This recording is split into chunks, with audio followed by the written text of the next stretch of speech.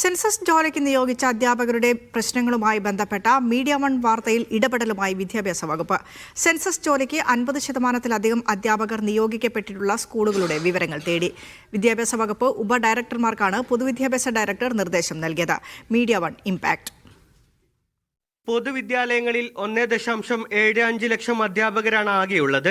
സർക്കാർ എയ്ഡഡ് സ്കൂളുകളിലെ 60,000 അധ്യാപകർക്കാണ് നിലവിൽ സെൻസസ് ജോലി നൽകിയത്. ഇതിൽ ഒരു സ്കൂളിൽ നിന്നു തന്നെ ഒരുപാട് അധ്യാപകരെ ജോലിക്ക് നിയോഗിച്ചത് അധ്യയന വർഷത്തെ ബാധിക്കുമെന്നായിരുന്നു അധ്യാപക സംഘടനകളുടെ പരാതി. അധ്യാപകരുടെ ആശങ്ക പങ്കുവച്ചുള്ള മീഡിയ വൺ വാർത്തയിലാണ് സർക്കാരും വിദ്യാഭ്യാസ വകുപ്പും ഇടപെടുന്നത്. These things are under active consideration of the government. നമ്മുടെ ബഹുമാനപ്പെട്ട GD സെക്രട്ടറി നമ്മുടെ ഒരു മീറ്റിംഗ് കൂടി എടുത്തിട്ടുണ്ടായിരുന്നു. എല്ലാ ഡിസ്ട്രിക്ട് കളക്ടർമാരുടെ ഒപ്പീനിയൻ കൂടി എടുത്തിട്ട് ബഹുമാനപ്പെട്ട CM അടുത്ത് പോയിട്ട് സംസാരിച്ചിട്ട് അപ്രോപ്രിയേറ്റുള്ള തീരുമാനം എടുക്കാൻ നമുക്ക് പറഞ്ഞിട്ടുണ്ട്. 50%-ൽ കൂടുതൽ അധ്യാപകരെ നിയോഗിച്ചിട്ടുള്ള സ്കൂളിന്റെ പേരും അധ്യാപകരുടെ എണ്ണവും ഉൾപ്പെടെയുള്ള പട്ടിക സമർപ്പിക്കാനാണ് പൊതുവിദ്യാഭ്യാസ ഡയറക്ടർ എല്ലാ വിദ്യാഭ്യാസ ഉപഡയറക്ടർമാർക്കും നിർദ്ദേശം നൽകിയത്. ജില്ലാ കളക്ടർമാർക്കാണ് വിവരങ്ങൾ സമർപ്പിക്കേണ്ടത്.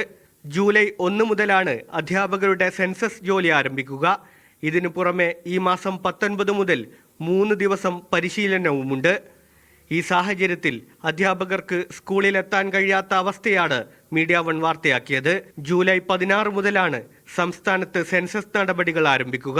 ആദ്യഘട്ടത്തിൽ ഓൺലൈൻ സെൽഫ് അറ്റസ്റ്റേഷനും ജൂലൈ 1 മുതൽ രണ്ടാം ഘട്ടമായി ഫീൽഡ് ജോലികളുമാണ് ആരംഭിക്കുക. Media one, Thiruvananthapuram.